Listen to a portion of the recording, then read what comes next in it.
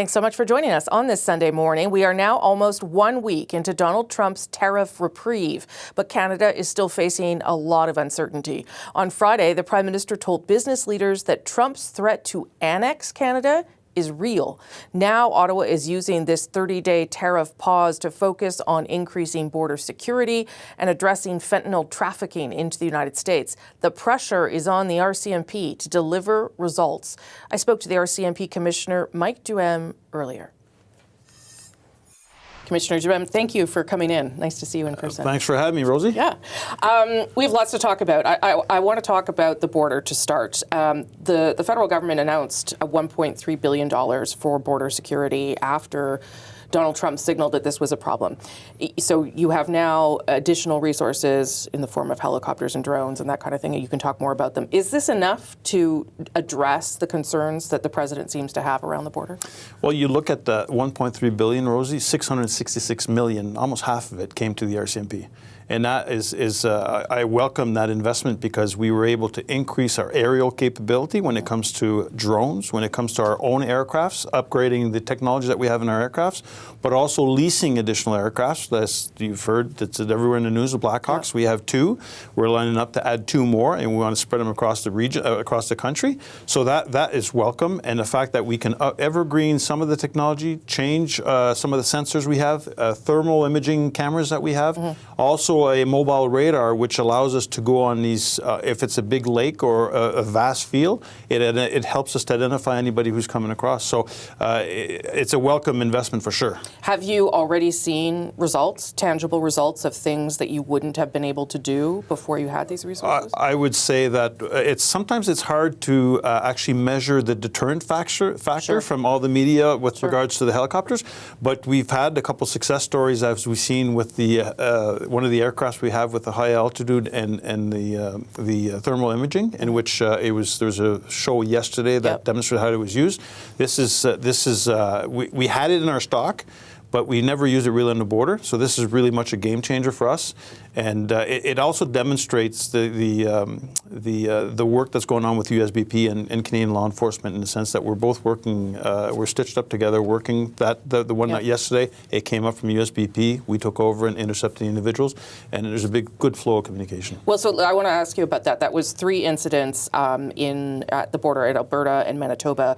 1 person died, sadly, yeah. and 15 people in custody. Were those people fleeing the United States because of policies that Donald Trump has put in place? What was the story behind those incidents? I'm not aware of I'm not aware of exactly the motives to come to sure. Canada, but I don't want people to think that there's an increase of people coming northbound. What we're doing is we want to be more proactive in what we're doing, and I've, since taking the chair, we have to get the good news stories out of all the wonderful work sure. that our men and women are doing on a day-to-day basis. Can you tell me what nationality those people were? I'd share that with you, but I'm not even aware of the nationality. Okay. You did ask for an increase of the uniformed officers at the border. What has been the response? I know that the Prime Minister said now they're moving towards 10,000 people yeah. at the border. I imagine that's not all RCMP, that's CBSA as well. So what are you hoping for let me just clarify yeah. the 10,000. 10,000 is a combination of CBSA, RCMP. We've increased our footprint by 35% at the border. Since when? 3 weeks ago, roughly 3 weeks okay. ago.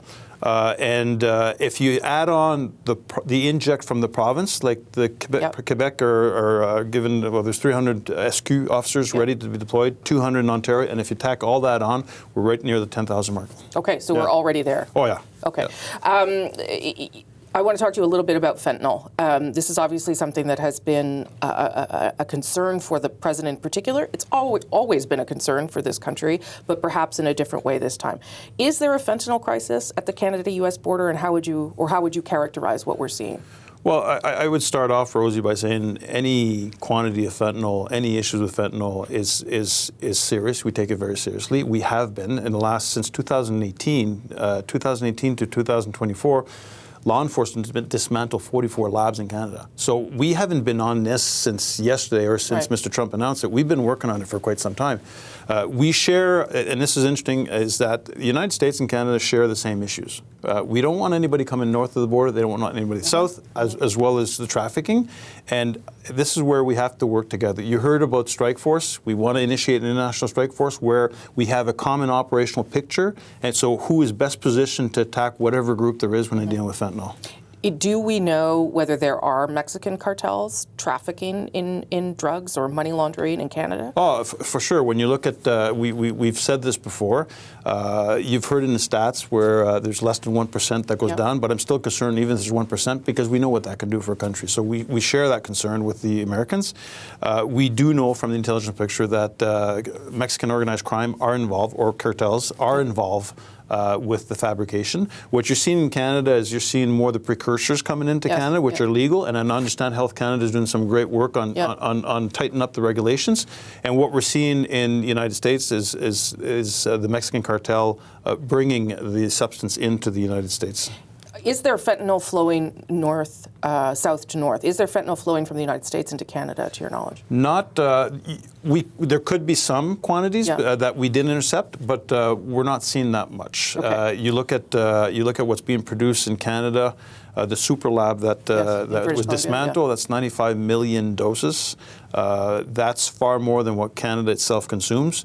But we based on our intelligence, this is being shipped other countries instead of the United States. So between that work and as you said, the precursor work that Health Canada is doing to try and stop those things from coming in and making the fentanyl, what should we expect to see then in the coming weeks in terms of what you're going to be able to do differently? Well, what we want to do is start looking at the whole question of these strike forces. We want one in Canada because we don't have any dedicated teams targeting fentanyl. Okay. We want to get to that point where we have teams in Canada and teams in the United States working together, position our members in strategic areas with key law enforcement in the United States, working together. You heard me earlier about the common operation picture. Mm-hmm. They have information, we have information, bring it together, let's work on the issue together. How much pressure is on you and the RCMP right now, given that you are being asked to respond to something that the United States has pointed to as a way for us to avoid kind of an economic crisis or devastation? How much pressure is on you? Well, we were asked to deliver a border plan and a plan for fentanyl, and not just the RCMP, but CBSA, the whole government, right? The people, the agencies or departments that have a mandate. So our folks are true professionals. We've come together with Public Safety, CBSA, and put a plan together. We were down in Washington last week with the meeting Mr. Holman, and a very productive conversation.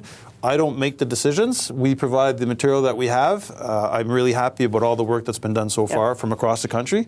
And tariffs, that's out of my control. So.